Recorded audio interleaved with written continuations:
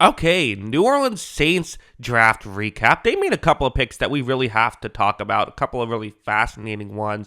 And so let's just dive into it. First, to explain the chart you see next to me, this is where the player was selected, what the player's name is, what position they play, and finally, where they were projected to go via the consensus big board. Kelvin Banks projected to go 11th. They take him at 9. He was my favorite offensive lineman in this class. I really liked Kelvin Banks Jr.'s game, and I think that Quentin Ewers kind of made it, with his pocket presence, kind of made Banks look a little bit worse at times. I think Banks has potential to be an elite pass blocking tackle for years to come. So I am a huge fan of this selection, and we know Mickey Loomis loves to draft his offensive linemen, right? He likes to go through the trenches, especially in the first round. To me, this is a great selection. There was some talk about, do you go quarterback?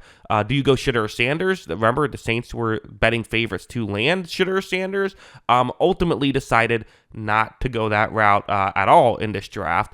Pick 40, they did go quarterback. So they got Tyler Shough, is how you say his name, who, listen, essentially, I think my main take is going to be, after thinking about it, this is a totally fine move to make, right? You need to continue to add quarterback options. I wasn't overly impressed with Spencer Rattler. I haven't been overly impressed with Jake Haener. Yes, they keep doing this. They keep spending day 2 and day 3 picks on quarterbacks.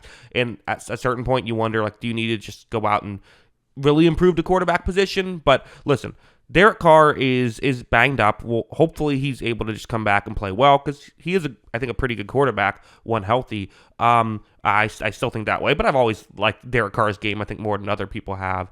But ultimately, still continuing to take chances here is not a bad thing. Now, Tyler Shough as a player, how do we view him as a player? Well, so he is someone who, if you just watched his tape last year, you'd be like, this guy is easily a top 40 pick. Why isn't he a first rounder? Which is usually a good thing, because tape is definitely how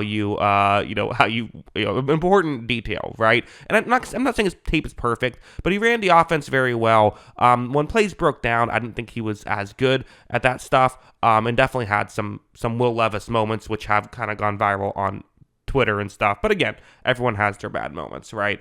But ultimately, tape was very good last year. The issue is this guy's going to be 26 next year. He is an older prospect who kind of finally got it together his last year in college. So you always just have that concern with these young players, or I guess, I don't know, it's that kind of young, but you always have those concerns of the guy who finally gets it together late into his college career, when other guys are, you're essentially entering your prime at that point, whereas other guys are just figuring out their positions. And when you compare, someone like that, like Cam Ward, 4 years from now, how good is he going to be, right? When you make that comparison, for Shough or Sanders, in several years, how good is he going to be?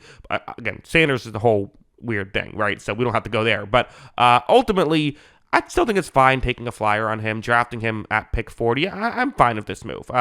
Even as someone who wasn't as crazy as Shough, other people liked him a little bit more. So if you think he can work out, hey, a second-round pick on a quarterback feels like a great thing if he can hit. So I know that there's some bad. Yes, he had a couple bad throws. At the combine or whatever. That's fine. He didn't have those too much on tape.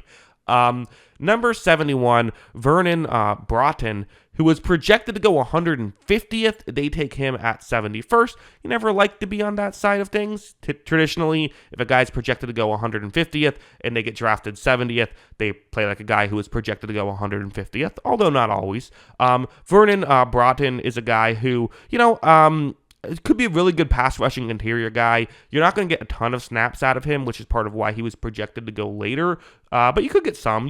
I could see you getting 300, 400 snaps out of him. And hey, there is value in that. So, and again, this is just kind of what these are the players the Saints like, right? They then selected Jonas Sanker with pick 93, projected to go a little bit later.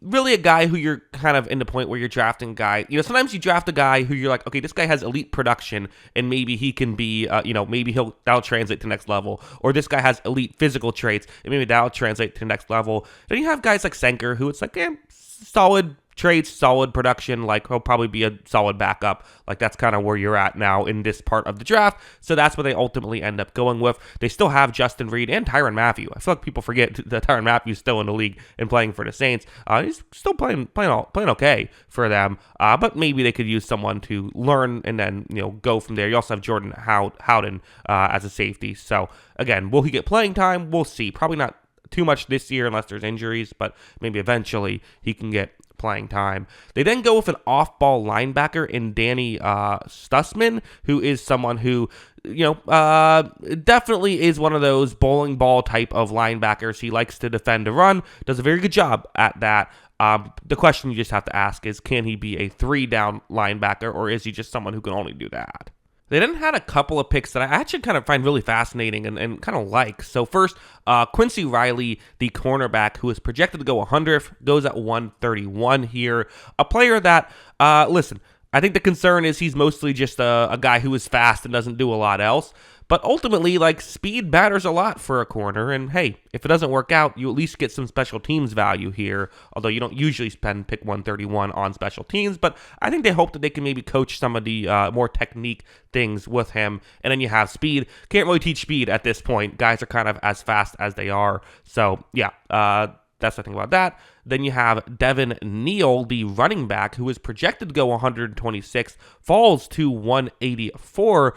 But a player that, again, is he going to be an every down back? I don't know. Is he more of a guy who can, be more of a third down back? I guess. I don't know. He's an every down back. He did a lot of stuff for Kansas.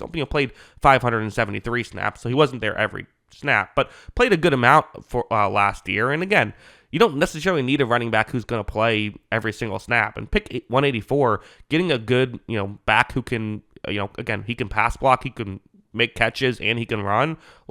That's good, and there's value in that. So I kind of feel like this is a bit of a steal here at pick 184. We then had a couple of picks in the mid-200s. Again, a lot of times these guys are special teams guys, but not always. And they drafted an edge, which usually isn't a special teams position. So, for their tight end, they got at 248. Feels like this could be special teams. I think he has potential to potentially be a receiving tight end who maybe can do some blocking as well. But ultimately, again, tight end at in the 250s-ish range. Usually you're looking at a guy who is going to be a special teams guy. They then drafted an edge rusher, though. Fadil Diggs here with pick 254, who, did have a very good, had very good pass rush numbers, or at least solid pass rush numbers for a guy who's going this late. So hopefully you can kind of figure it out. He is a bit of a raw prospect. Just had, 1 year where he went to Syracuse and kind of was in a different system and was able to be better there. Needs to be coached up, but for pick 254, getting a developmental guy is not the worst thing in the world. So yeah, that is the New Orleans Saints draft here.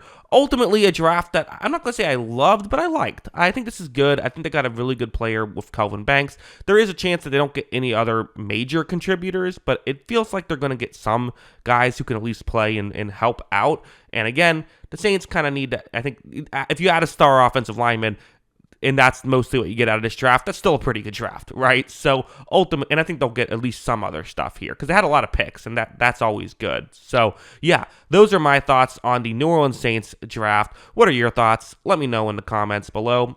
Always love hearing from you, and of course, as always, thanks for watching.